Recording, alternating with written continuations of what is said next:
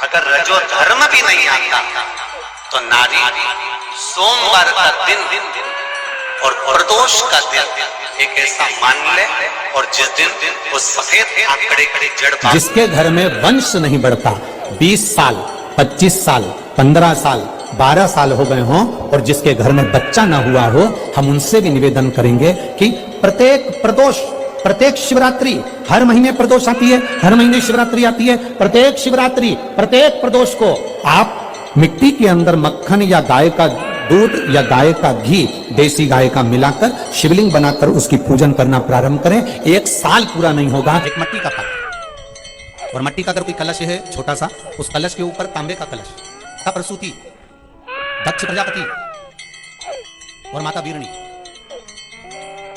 इन तीनों का स्मरण करकर जो बड़े जो शिवलिंग विराजमान हो, चाहे वो ओटले पर हो, चाहे वो पत्थर का हो, बड़ के पेड़ के नीचे जो शिवलिंग हो, उसमें सीधे जब आप कलश लेकर जाएंगे तो मिट्टी का पात्र, उसके ऊपर तांबे का पात्र भरा हुआ, दोनों को एक साथ पकड़ कर ले जाएंगे। और जब आप शिवलिंग पर दक्ष प्रजापति, प्रसूति और बीरणी, इन तीनों का नाम लेकर सीधे हाथ में मिट्टी का पात्र और उल्टे हाथ में तांबे का पात्र लेकर धीरे धीरे शिवलिंग पर जल समर्पित करेंगे, और उस जल का पान उसी वट वृक्ष के नीचे दोनों पति पत्नी अगर पान कर लेते हैं और संतान की कामना कर लेते हैं, तो भी मेरा महादेव संतान प्रदान करता ही करता। पर ये जो क्रम किया जाता है, या बैसाख महीने में अष्टमी तिथि आ जाए या बैसाख महीने में सोमवार का दिन पड़ी जाए, तो प्रयास करना कि आप संतति के लिए, संतान के लिए। जिसके घर में वंश नहीं बढ़ता, 20 साल 25 साल 15 साल 12 साल हो गए हों और जिसके घर में बच्चा ना हुआ हो, हम उनसे भी निवेदन करेंगे कि प्रत्येक प्रदोष, प्रत्येक शिवरात्रि, हर महीने प्रदोष आती है,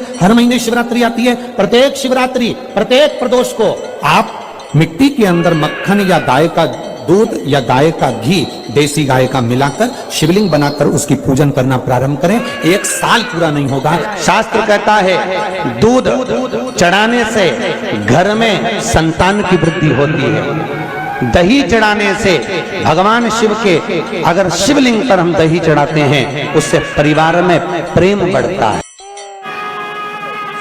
विश्वास है तो कंकर में शंकर है, विश्वास है तो खंबे में नरसिंह भगवान है, विश्वास है तो जल में गंगा है, गंगा जी, और विश्वास नहीं तो कोई। मानो तुम्हें गंगा मानो, ना मानो तो बहता पानी। अब ये तो आपके ऊपर है, आप चाहें तो बहुत दूर जाकर भगवान को ढूंढना चाहोगे, और नहीं तो आपके ही पास में, आपके ही घर में, आपके ही करीब में, आपके ही हृदय में शिव तत्व बैठा है, शंकर विराजमान।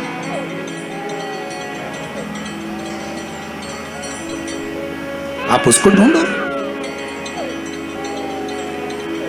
अब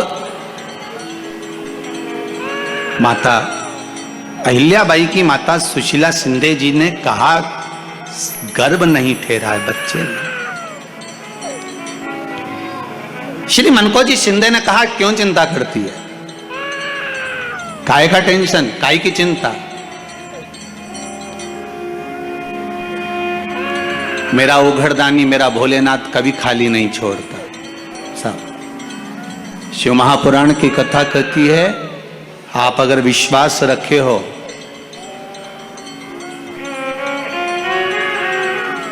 सफेद आंकड़े की जड़, जिस नारी का संतान नहीं हो, गर्भ नहीं ठहरा हो, सफेद आंकड़े की जड़, जिस देव अधिदेव महादेव की कथा जिस तुम्बरुका जी ने श्रवण कराई है, शंकर भगवान जिनके सामने बैठकर शिव पुराण की कथा सुन रहे हैं, उन तुम्बरुका जी का नाम लेकर शिवलिंग पे से 21 बार घुमाकर मंदिर में ही कमर पर 7वें दिन रजस्वला धर्म के जो बांध लेता है, और एक पीपल का पत्ता अवधूतेश्वर महादेव का नाम लेकर शंकर पर चढ़ाकर उसको गाय के दूध में उकाल कर रात्रि को दोनों पति पत्नी अगर पीकर सोते हैं, 3 महीने में भगवान भोलेनाथ उसकी गोद भर देते हैं। ये शिव तत्व, शंकर देता जरूर है। माता अंजना के यहां स्वयं शिव महापुराण की कथा कहती है, स्वयं शास्त्र वर्णन करता है, माता अंजना माता के गर्भ से संतान नहीं हुई। 42 वर्ष की माता अंजना हो गई थी और 42 वर्ष की होने के बाद भी माता अंजना के गर्भ से संतान नहीं थी। जब संतान नहीं हुई तब बार बार निवेदन करा महाराज केसरी से, तब नहीं संतान हुई तब अपने पिता से जाकर निवेदन करा। पिताजी, गौतम बाबा से निवेदन करती है माता अंजना कि मेरे गर्भ से संतान नहीं, मुझे औलाद नहीं, क्या करूं? तब गौतम बाबा ने कहा एक पार्थिव शिवलिंग का निर्माण करो, मिट्टी का शिवलिंग बनाओ, उसकी पूजन करो। और माता अंजना उस मिट्टी के शिवलिंग के पूजन में ऐसी लीन हो गई, ऐसी लीन हो गई कि मिट्टी का शिवलिंग का निर्माण करती, पूजन करती। एक बार देवाधिदेव महादेव ने कह दिया, जाओ पार्वती, जरा जाकर पूछो कि अंजना को चाहिए क्या, अंजना माता को चाहिए क्या। अच्छा, सारे देवताओं को सबसे ज्यादा टेंशन देवाधिदेव महादेव से रहता है, क्योंकि ये बिना सोचे बिना समझे किसको क्या दिया है कोई भरोसा ही नहीं होता। एक बार तो ब्रह्मा जी ने खुद ने कह दिया, साहब हमको तो इस्तीफा दे दो, हमको नौकरी करना ही नहीं बैकुंठ में बिल्कुल भी। तो भगवान विष्णु ने पूछा हुआ क्या?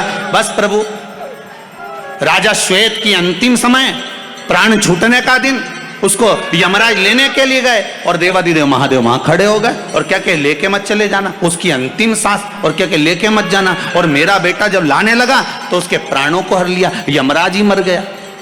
फिर मेरी पोती गई मृत्यु देवी, उससे कहा उठा ला राजा श्वेत को। वो राजा श्वेत को जैसे ही मृत्यु देवी ने फांस डाली, भगवान शंकर ने उसको भी मार दिया। अब बताओ, सूर्य नारायण भगवान बोले कि मेरा बेटा भी मर गया, मेरी पोती भी मर गई, अब बताओ क्या करें? तो भगवान ब्रह्मा जी ने शंकर जी से जाकर कहा, भोलेनाथ ये आपकी आदत बहुत गलत है, जब इसको मरना था तो आपने क्यों बचाया? शंकर जी बोले मेरे मंदिर में बैठा था, जगह तो देखो कि कहां बैठा है।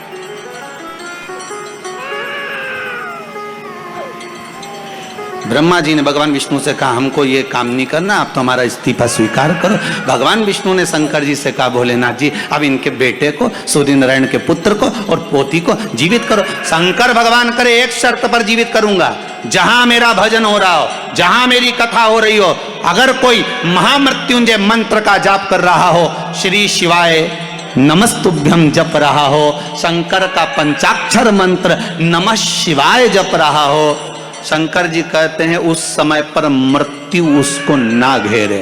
तो इतने में सूर्य नारायण भगवान कहते हैं, शपथ लेता हूं, संकल्प लेता हूं, जहां आपका नाम होगा, अगर पृथ्वी पर कोई मरने का भी समय आ गया तो पहले आपसे पूछा जाएगा, उठा ले। तुम बोलोगे तो बात दूसरी है। शंकर जी बोले हम बताएंगे तो उठाना, हम बोल दें अगर ये शंकर जी का नाम जप रही है और पड़ोसन नी जप रही है तो हम इशारा कर देंगे बाजू वाली को उठा ले। तुम टेंशन मत ले, तुम तो